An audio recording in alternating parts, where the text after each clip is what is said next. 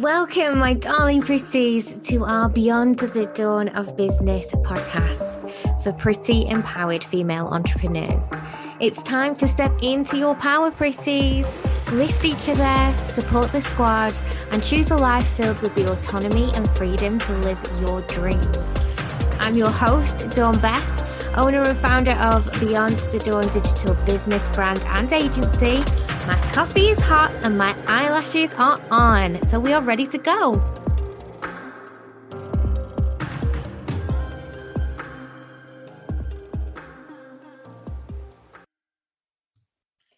Hi, pretties. In this mini bite, I am going to answer some of your burning questions that I have been given. Thank you guys for giving me these in our amazing free Facebook group community, the Social Pretties. I'm going to jump straight in because we're all very busy. And the first question that I was given was from our lovely pretty Bethan. And she asked how best to plan your working week. So this is a great question. And this is something that is always under constant review for me.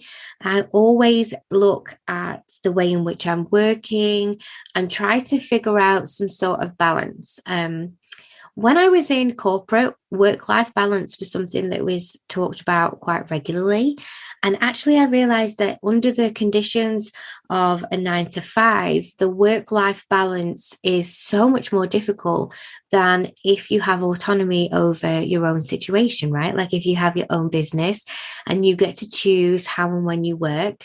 Of course, there are always going to be restraints. So you're always going to have your responsibilities.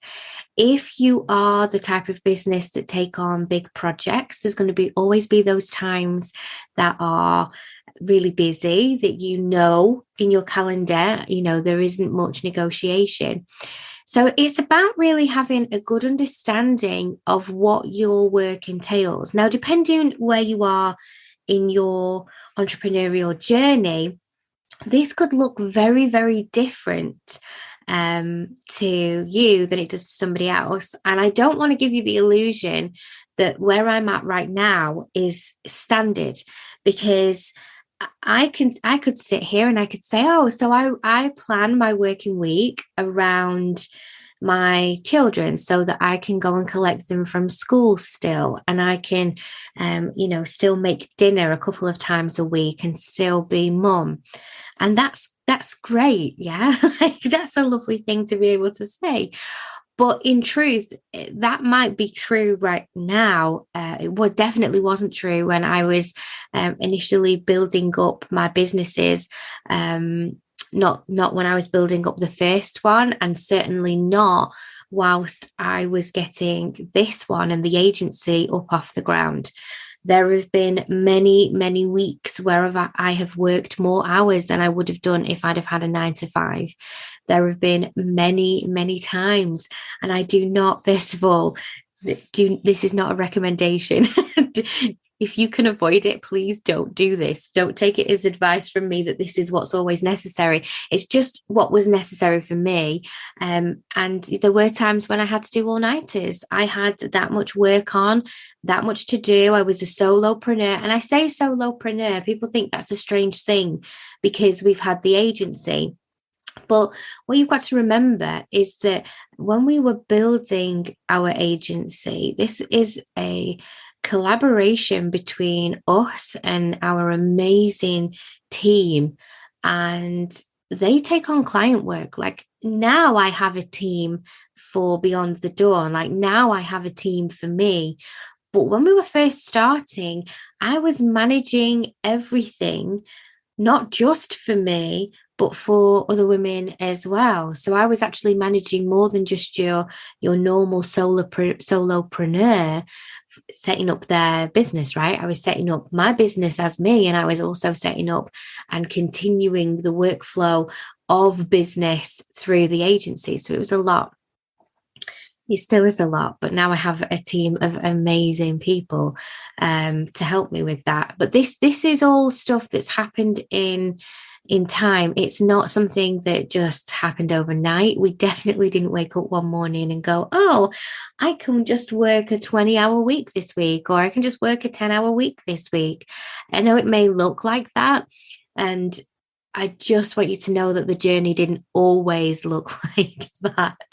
It would be so wrong of me to sit here. And it, my current experience, people know that we were out in Spain and we stayed out in Spain for a couple of months, and we were able to still sustain our businesses and enjoy life and live that kind of nomad lifestyle. But that didn't happen overnight. That definitely wasn't the beginning of this story. So it does depend where you are in your journey. It depends where you are with your business. But my best advice on how to plan your working week would be to consider the things that are non-negotiables.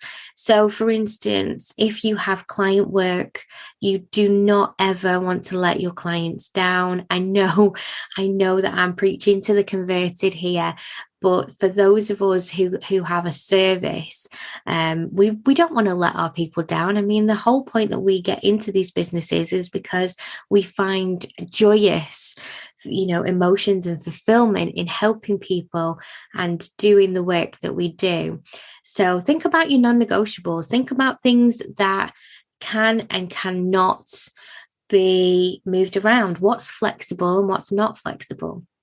Priorities are very, very important. And it's one of those things that lots of people struggle with figuring out what to do next. I have quite a scatty ADHD behavioral brain. I like to skip between things, and if something begins to bore me, then I struggle to concentrate. Like I'm when I'm in it and I'm in my zone of genius, I'm a little bit like Doctor Strange, and I'm in my own dimension, and that's fine. But after a little while, I need to skip to something else. So recognize your own behaviors, recognize your own strengths. Are you the type of person that actually finds an amazing amount of your genius zone if you're very, very focused? Or are you the type of person who needs to flit a little bit from task to task? There's no right or wrong way here. This is, again, is one of the beautiful things about working for yourself and having your own autonomy, is that you get to decide how that works for you, and you can tailor make your week, your working day, to fit your needs and to suit the way that you like to work or how you work best. So that's definitely something to consider. There is lots of different ways in which you can create little plans for yourself. So one of the very, very popular ones that is banding about is time blocking. Time blocking only works if you give yourself an achievable list, and you give yourself a time blocking list that has the real time amount something will take on it. I'm a bit of a bugger for making lists that are maybe 20 tasks long. And one of the tasks will be a 3-minute task, and one of the tasks will be a 3-hour task. And the satisfaction of ticking them off is lost because the 3-minute task is done very quickly and easily, and the 3-hour task is a big task, man. And I only get the same tick, like I only get the same reward. So do think about how long something actually takes, and don't make your lists too unachievable if you're a to-do list doer, for sure. The other thing I like to consider is I like to think about, and I am hesitating in saying this. I'm going to apologize for anybody who may be triggered or offended by talking about female cycle, but I also like to consider my period. There you go. I've said it. It's out into the ether. Depending where I am that month in terms of hormones, in terms of fatigue, it can make a massive difference on how I feel, how focused I can become. And actually, my hormones really truly affect me. And there are certain times of the month where I try not to book in live trainings or one-to-ones, because I know myself, I can get myself a little bit tongue-tied, I can get brain fog, And I also, my energy, I don't know whether this is about, the slightly introverted side of me or whether it's to do with my cycle, but my energy just drains so quickly. And I have to go and recoup. I have to go and take some time and sleep and eat well and just rest, just rest my soul a little bit, so that I can recoup. So, I mean, that is a personal choice as well, but I like to track that. I like to look at that and I like to think about that when I'm planning my monthly plan, my working week, my monthly week, just see what it is that I've got going on with things like that. Then I also, because I am a little woo, I like to know what the moon's doing, man. I like to know what's going on up there, what the lunar energy is, and what is occurring.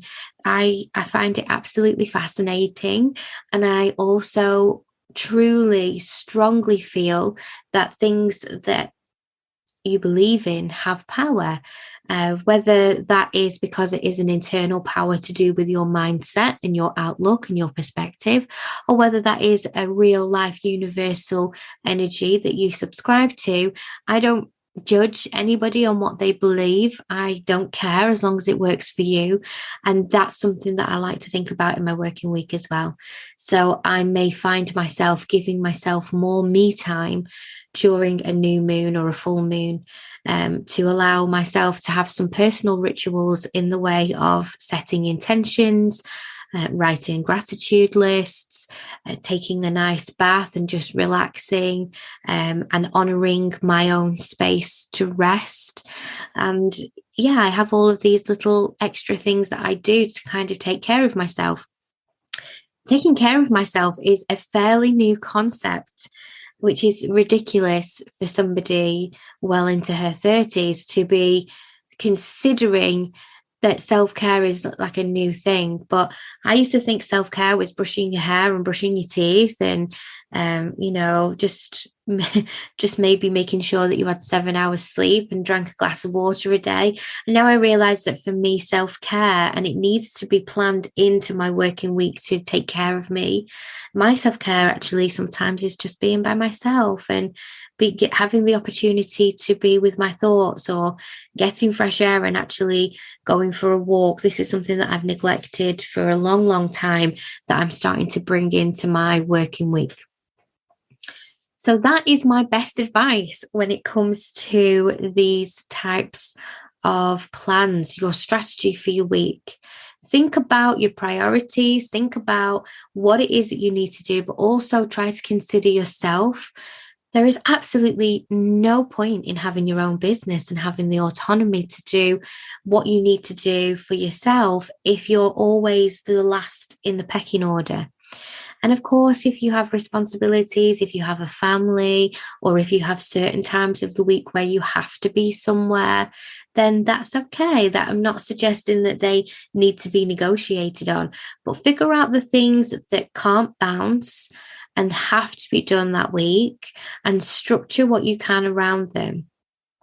The other thing I would suggest for those of you listening who are service providers or online business entrepreneurs, if you're giving live webinars, one-to-ones, trainings, or anything such like, is to potentially bundle your live days together.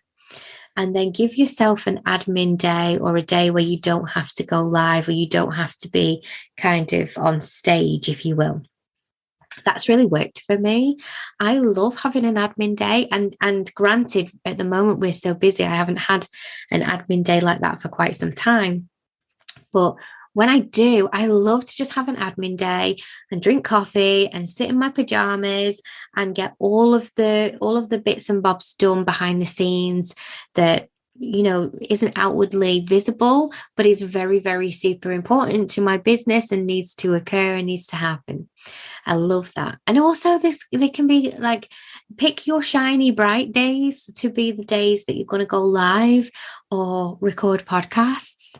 Today's a bright shiny day.